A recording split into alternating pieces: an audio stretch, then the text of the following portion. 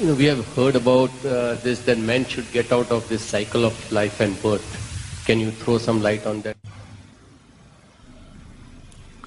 So, putting an end to the cycle of birth and death, I always insist that you don't believe anything that is not yet your experience. It doesn't matter who says it. This does not mean disbelief. No, you don't know, that's all. Somebody tells you a story, you don't know whether it's true or it's not true. So even if I say something, don't believe this nonsense. But don't disbelieve it either. Just see, somebody is willing to sit in front of this many people and talk absolute nonsense, something that is totally absurd. Let me see what this is about. If you keep that much openness, the possibility is alive in your life. If you believe it, you'll kill it. If you disbelieve it, you'll kill it. You understand? Death exists. Have you ever died anyway? Did you ever die? No. Did you ever see a dead man? You did. Where, Pooja? Where did you see a dead man? Funeral, you saw dead men? Dead bodies you saw. Did you see a dead man? Did you? No, you did not see a dead man. You haven't experienced it, you haven't seen it. Or did you meet anybody who died and came back and told you, I died like this? No. You haven't died, you haven't seen one, nor have you met one. So from where the hell did you get this idea that you will die? Death is a fiction that too many people talked and made you believe. There is no such thing as death.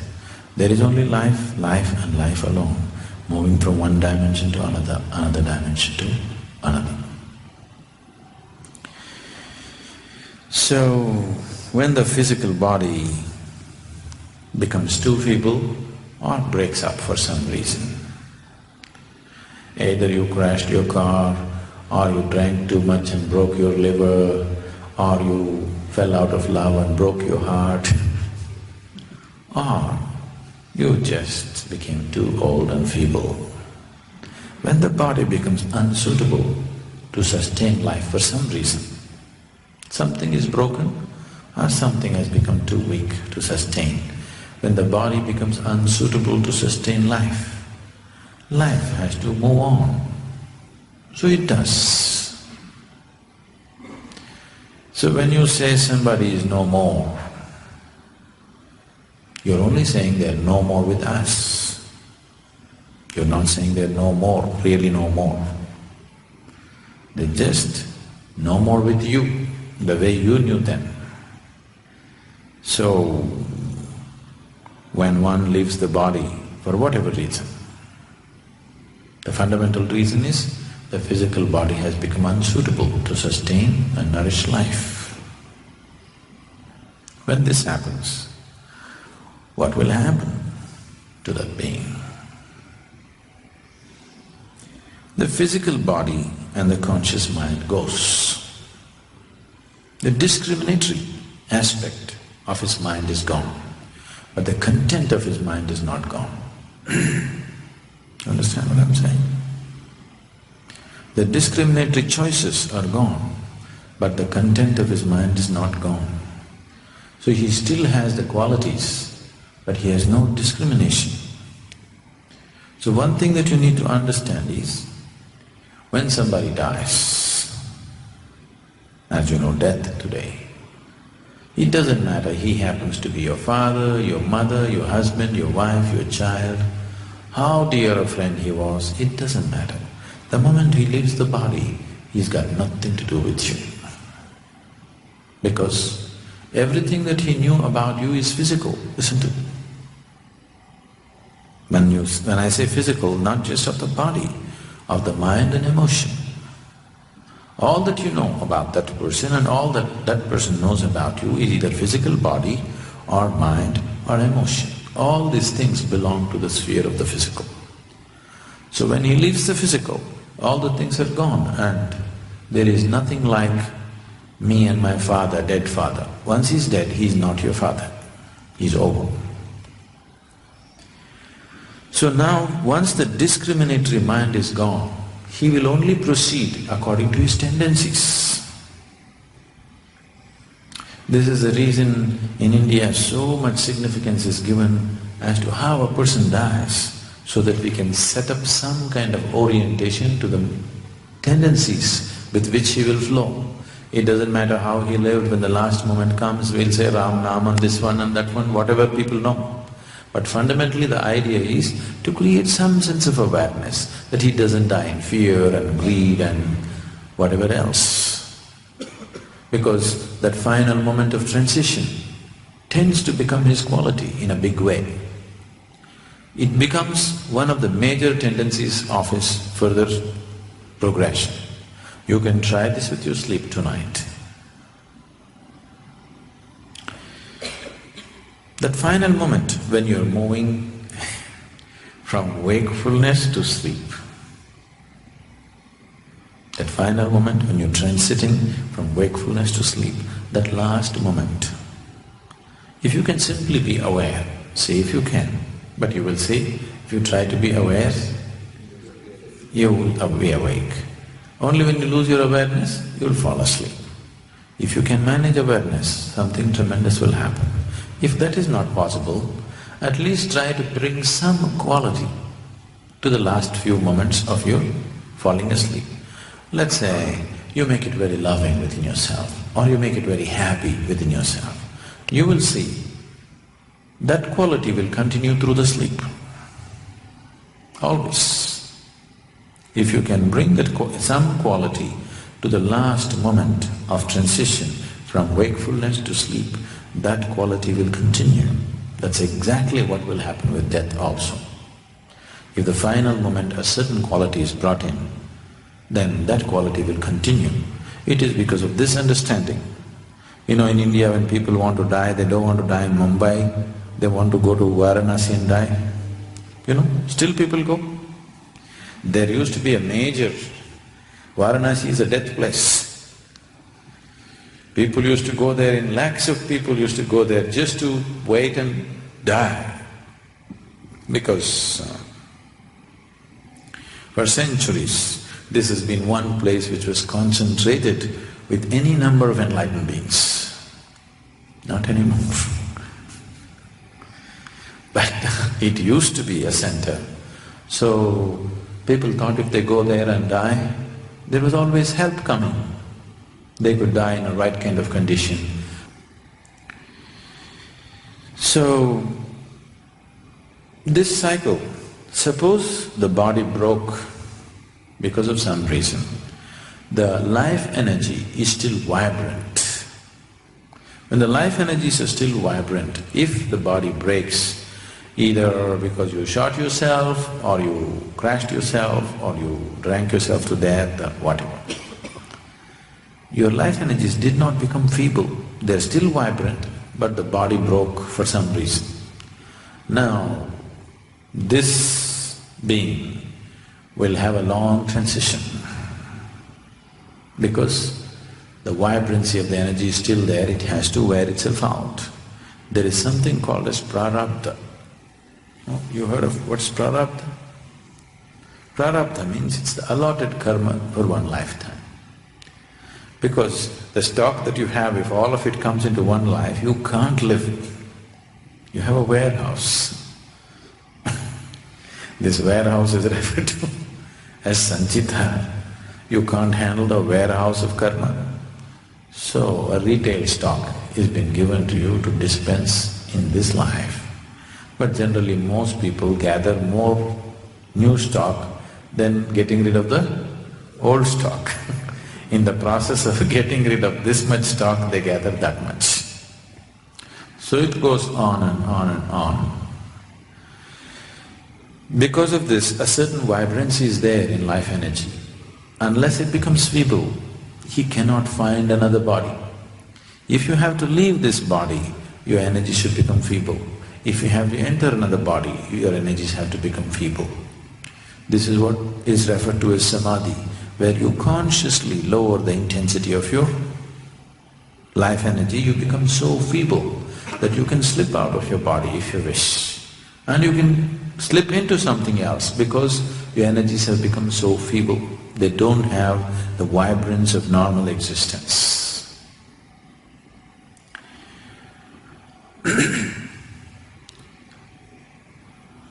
This could go on and on and on, simply because, not because you're under some punishment or reward. It is just nature, just finding its own cycle.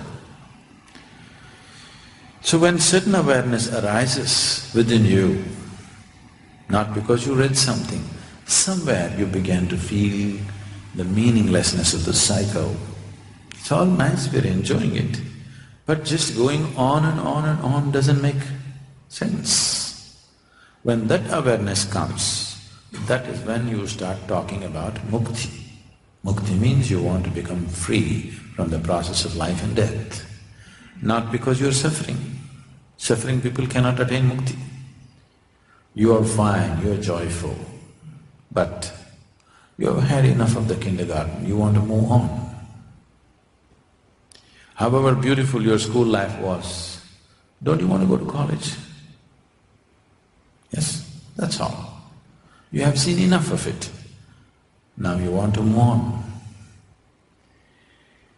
So, this being, whatever you call as this, me right now, you can… I always use negative terminology so that your imaginations don't fly away. So let's say your emptiness or your darkness. Because if I say light, then you'll not start shining all over the place. If I say God, then you'll start doing funny things. This empty darkness that you are, you can't imagine much about darkness, isn't it? You wouldn't like to talk to anybody, I'm darkness. But if I say you're light, immediately you would like to go and tell your neighbor, I'm divine light. So we always use negative terminology so that your imagination doesn't fly off and make you very hallucinatory. So this empty space within you is like a bubble. Karma is the wall of the bubble. Without karmic substance, you have no existence. Karma is not your enemy.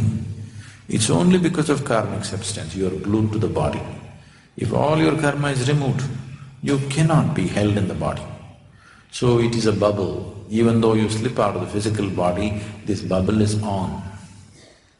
And once it loses its vibrance, it will find another body, naturally. So we want to prick the bubble right now. When you say, I want mukti, what you're saying is you want to prick the bubble in such a way that this emptiness which is enclosed within the bubble bursts and… Let's say we blow bubbles here now, lots of bubbles. But the moment they burst, the air inside the bubble, where did it go? It's become part of everything. So, mukti means just that. Enlightenment also means the same thing. If you are not aware of this already, for most beings their moment of enlightenment and their moment of leaving the body is always same. Just a few who know the tricks of the body, who know the fundamental mechanics of the body, manage to retain the body for a certain period of time. Otherwise, moment of enlightenment and moment of leaving the body is same. If the life energies become overly intense, you cannot keep the body. If the life energies become feeble, you cannot keep the body. Only if it's in a certain, band of intensity, you can hold on to the body. If you raise the intensity beyond a certain pitch, you will leave. If you drop it below a certain thing, you will leave. So these are the two types of yoga that you see in the world. One is withdrawing, so that you become feeble, so that you can go. Another is revving up to a high pitch, so that intensity is so much the physical cannot hold you anymore. So both the ways, if it becomes too intense or too feeble, the physical cannot hold you anymore. So two types of yogas are being done, some to become feeble, some to become intense. Socially, the intense thing may be more appreciated, but it doesn't mean anything. What somebody thinks of you has no existential relevance, has some social relevance. But existentially what the world thinks about you or what you think about yourself above all has no relevance at all. When you say spirituality, you are saying how to progress existentially, not socially, not psychologically, not emotionally. You want to progress on the existential level, you want to go somewhere really. Because your emotion, your society, your psychology is all just pure imagination. Yes? Yes, sir? You don't like it, is it? Isn't it so? Maybe sometimes pleasant imagination, but still imagination, isn't it? So, the progression of a being beyond his body is not dependent upon who he was in the world, what he thought of himself, what everybody thought of himself, what everybody thought of him. It simply depends on how conscious he is, what he has generated beyond the physical within himself. So if one wants to really become free from the whole process, there are many methods to go near to that. But ultimately, if one bursts the bubble, because you can do conscious action only when you're in the body. Once you leave the body, there is no conscious action because discriminatory aspect of the intellect is taken away from you. Why human birth is considered so valuable is mainly because of this. Only in this one birth, being a human being, you can use your discrimination and act consciously. It doesn't matter what kind of life you have lived till now. This moment you can still act consciously, isn't it? Yes? You have lived a most horrible life. It doesn't matter. This moment you can still act consciously. That freedom and that discretion is always with you. So if this consciousness arises, or a certain intensity is picked up, or if an intensity is dropped beyond a certain point, you become unsuitable for living in the body.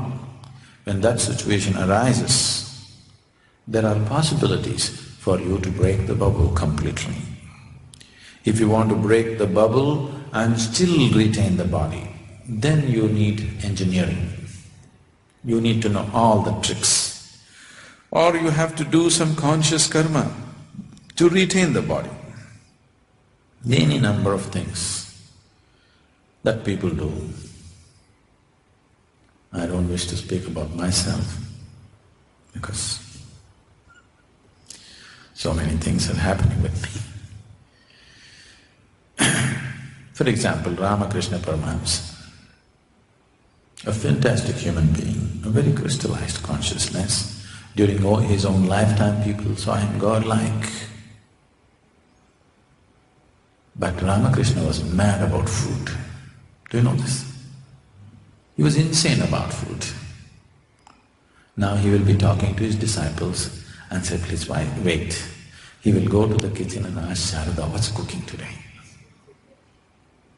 He was just madly taken by food.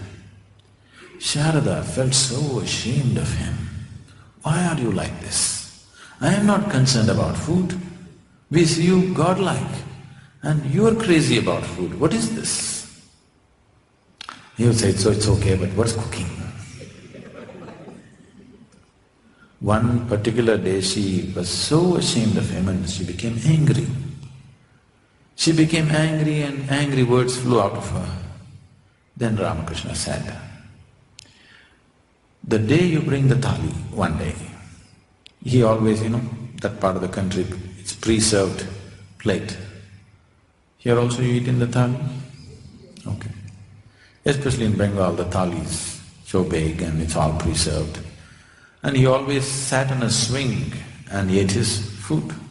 So he said, when you bring the thali on a certain day, if I show no interest in the food, you must know there are only 3 more days left.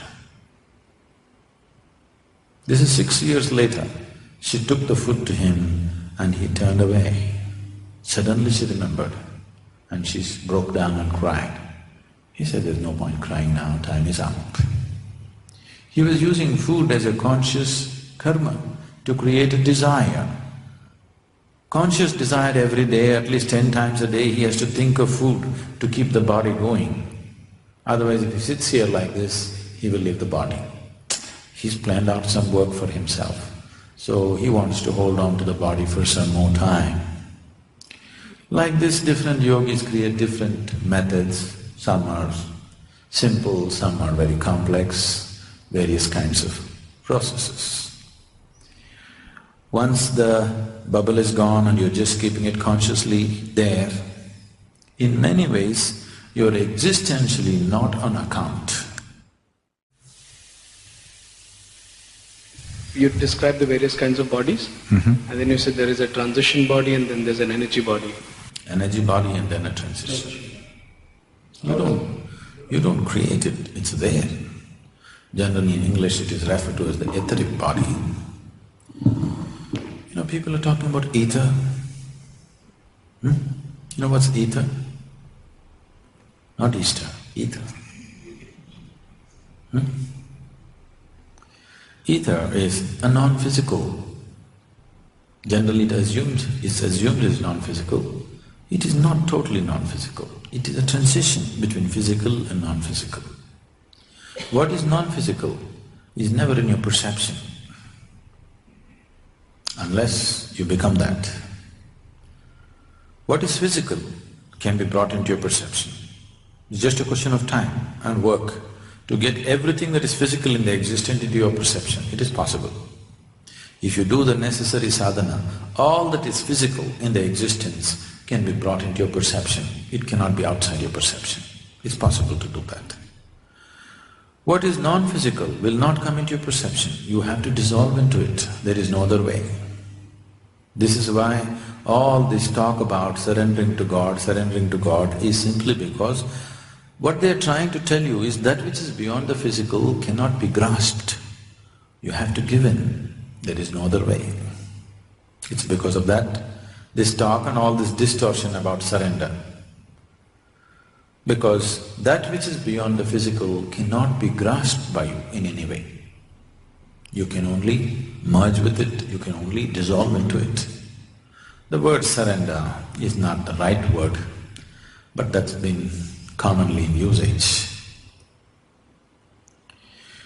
So this dimension, which is a transition between physical and non-physical, can also be grasped to some extent.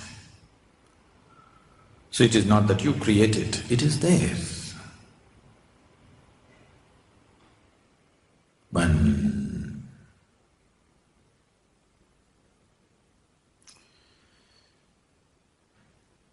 this is way back, many years ago, I was just painting my farm building, and I wanted to evolve easier ways of painting. I don't have the time because I'm doing it single-handedly, I'm painting the whole farm building. So I don't have the time to go like this. So what I do, I dip and just walk from one end to another, and I dip and walk from one end to another. So first smear I dipped and walked. Here it came out thick. As it went, it became thinner and disappeared. I just sat there and it just blew my mind totally, because the whole existence was right there for me. This is all the existence is. Something is gross, it becomes subtler, and it becomes non-material. When it becomes non-material, you call it divine. Very gross, you call it rock or matter. In between there are many levels of subtleness or grossness. That's all existence is. So that point where the paint is very thin is what you're talking about.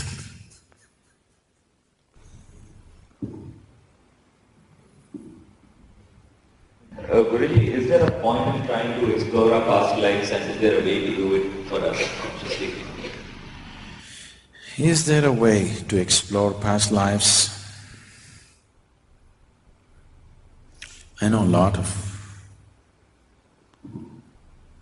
absolutely ridiculous things are going on in Bombay about exploring one's past lives. Meher, you did?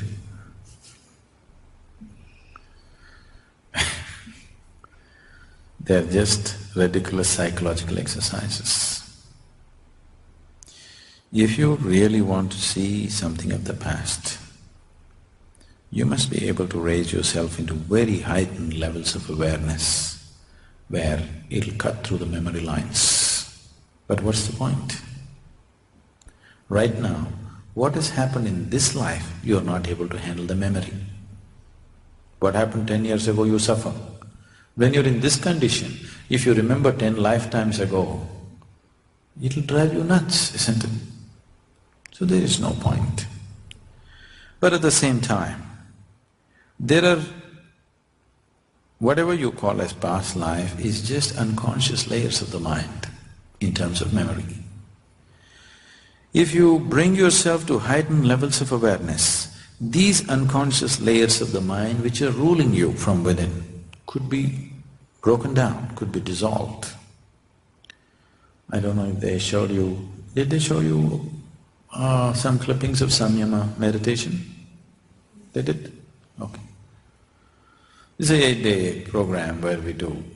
it's a very intense process. I think yesterday also we spoke something about this. You will see what happens, as I said yesterday, if I tell you what happens in samyama, fear will come or disbelief will come. Let's say you're sitting and meditating.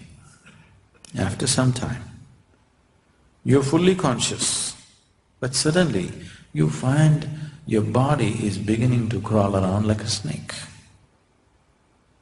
You know it is happening, you want to stop it, but the body is just crawling like a snake. You come out of meditation, you're perfectly normal. You sit for meditation, it crawls. Then maybe it hops around like a bird, maybe it goes around like a dog or a tiger or something, many forms it may take. Why this is happening is, in the unconscious layers of the mind there are so many dimensions which are not in your access but which are influencing everything that you do.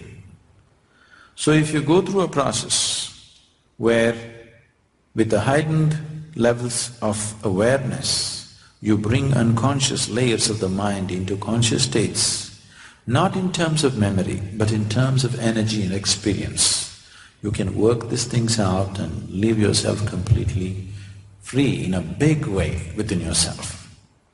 In that context it is relevant, but remembering something memory-wise is not of any consequence. It'll only complicate and mess up your life. Suppose you realized your neighbor's dog was in your previous life, was your husband, then you'll start throwing stones at your neighbor's dog.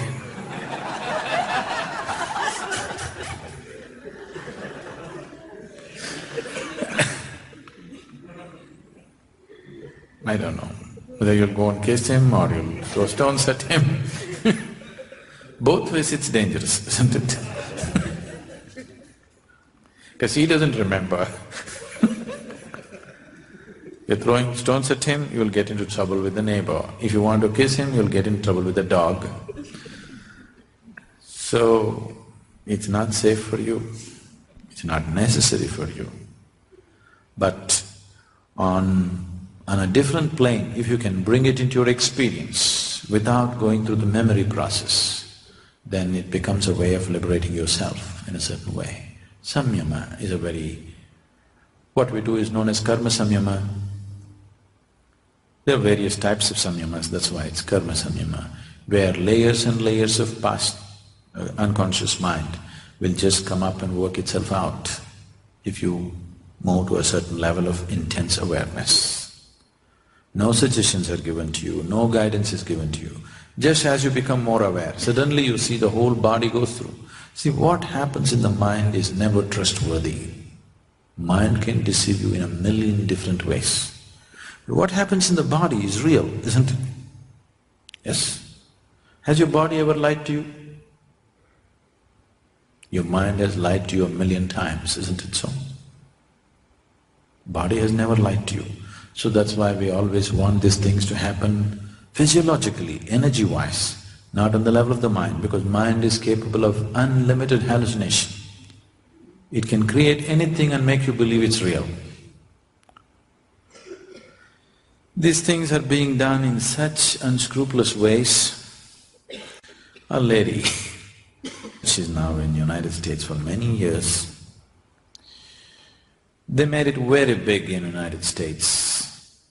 At one time, on a particular year, this couple earned the maximum amount on the share market. They were the biggest earners on the share market on that particular year. So you can imagine, in United States, the biggest earner per particular year means what they would have earned, okay? Big money they got into.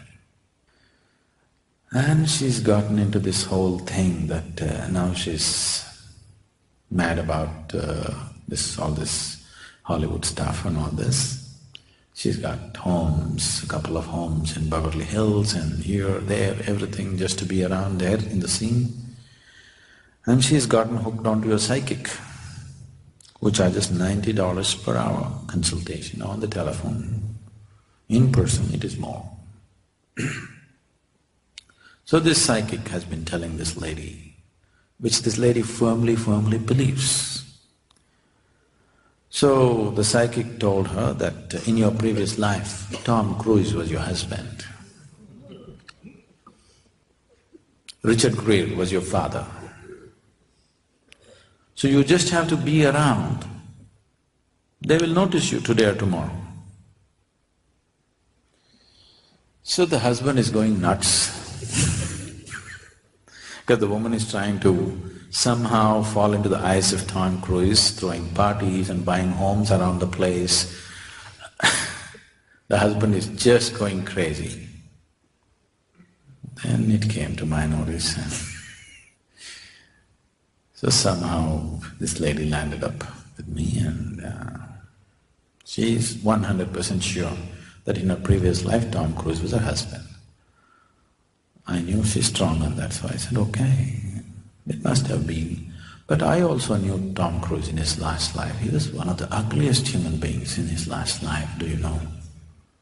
Huh? She never imagined that he could have a different body. She thought he will be just like that. So I said, I knew him very well in the past life. And he was so ugly, unbearably, do you remember? She just went crazy.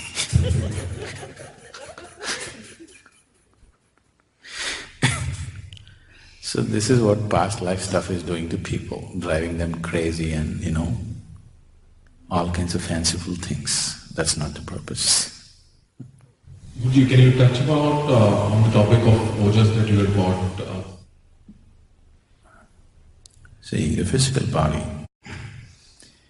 one of the three main processes which must happen to keep the physical body going is respiration, ingestion and excretion.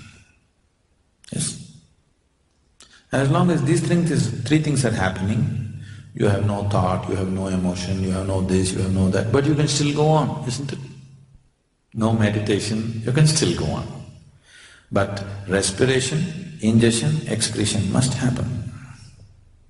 These are three vital activities which needs to happen to keep the physical body going.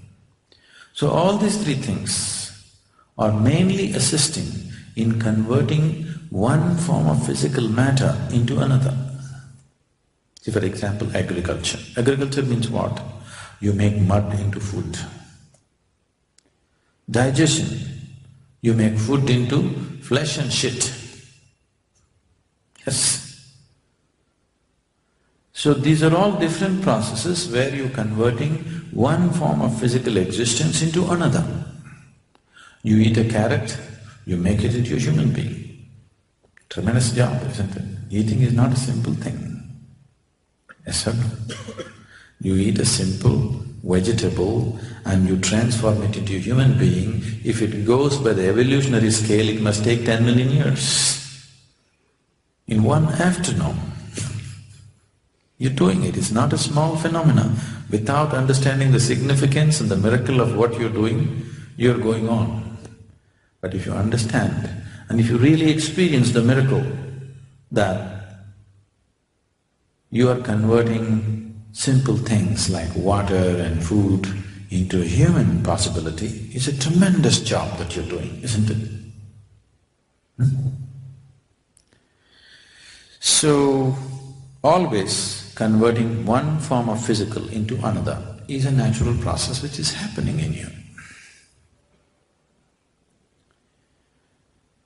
Now, this is nature. If you go by the laws of nature, if you go by the laws of physical nature, let me identify it that way, then naturally self-preservation is the main instinct and the main process. So all these three things of respiration, ingestion, excretion also connected with self-preservation. If self-preservation is happening well, then the next immediate thing that the physical existence demands is procreation. But that is also self-preservation, preservation of the race, isn't it? So even procreation can be merged as self-preservation, secondary level of self-preservation. But all of it, the physical knows only self-preservation, nothing else but self-preservation, and it's good. If the physical did not have any sense of self-preservation, then you wouldn't exist. Now, you want to cater to a higher dimension within you. There's another part of nature in you which wants to expand, which wants to become something else, which is not willing to settle for the limited, it wants to become boundless. The boundary is always of the physical. Physical means always between two boundaries, isn't it? Big or small, it doesn't matter. Always between two boundaries. Non-physical means no boundaries. So moving from the physical to non-physical also means moving from the bound to the boundless. So to move from bound to boundless, you don't have a vehicle. Right now all that you have is physical. So you're trying to create a vehicle for yourself which is non-physical but can still retain a certain form. So ojas is that dimension where you generate a non-physical energy, but still it has its own individual form. So that is used as a vehicle. If you create sufficient ojas around you, your passage in this existence is well lubricated. You will see life happens effortlessly for you. Wherever you go, you move smoothly. So much turmoil may be happening around you. Everybody is going through everything. But somehow your passage is always clear, you keep going. Once you're like this, you can take violent risks in your life. Recklessly you can live. At least other people think you're reckless, but you know where you're going, so there is no hassle about it. One can live in such a way that other people think is superhuman, simply because you have a well-rounded ojas hanging around you, your passage is well lubricated in the existence. In the Far Eastern cultures, an enlightened being is referred to as an enchi. An enchi means a circle. Why they're referring to him as a circle is, circle is a shape of least resistance. Why your car wheels or motorcycle wheels are circular, not a rectangle or a triangle? Can you imagine how you would ride on a square wheels? Why it is circle is because it's of least resistance. Any moving part anywhere is circle because it's of least resistance. So, if you create sufficient ojas around you, you become circular, not in body, please don't. In your existence, you become circular so that your passage is with least resistance through the existence. So ojas creates this possibility will make you successful. Aspiration is just an initial starting point. Just because you aspire for success, just because you aspire for prosperity, just because you aspire for well-being, it doesn't happen. Ability to be informed. It is because we are capable of making ourselves informed about various things. Many beautiful things have happened in our lives, many. The very basis of civilization